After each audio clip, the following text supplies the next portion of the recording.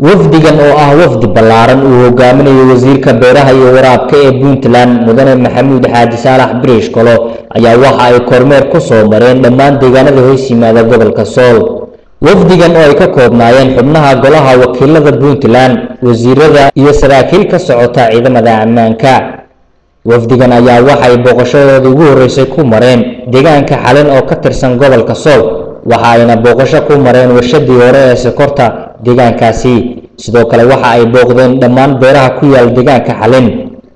socdaalkii wafdigan ayaa waxa ay ugu dambeyn ku tageen magaalada Taleex oo ka tirsan gobolka Sool, waxaana si weyn loogu soo dhaweeyay magaaladaasi. waxaana halkaasi khudbad ka soo jeediyay wasiirka beeraha iyo waraabka ee Puntland mudane Maxamuud Xaaji Saalax Bariish Kolo. dhammaan odayaasha uqaasha waxgaradka meesha waxaan ku salaamayaa salaanta islaamka. waxaan ilaahay assalaamu calaykum waraxmatullaahi wabarakaatuh.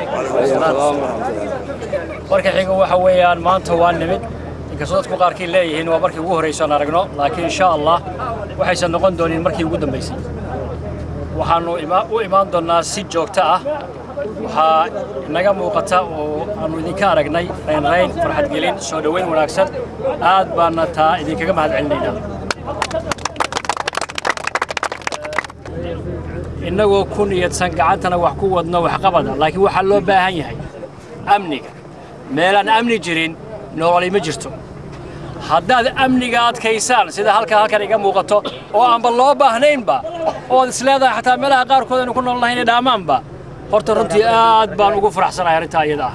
qaar ka mid ah odayaal dhaqameedka ku dhaqan magaalada Taleex ayaa waxa ay socdaalkan wafdiga ku tilmaameen mid ugub ku ah maadaama aysan jirin muddooyinkii ugu dambeeyay wax mas'uuliyiin ah oo ka socda maamulka Puntland in ay soo gaareen magaalada Taleex. Mahad Cabdi Cali, telefishinka caalamiga Royal Somali TV, xarunta sayidka ee magaalada Taleex.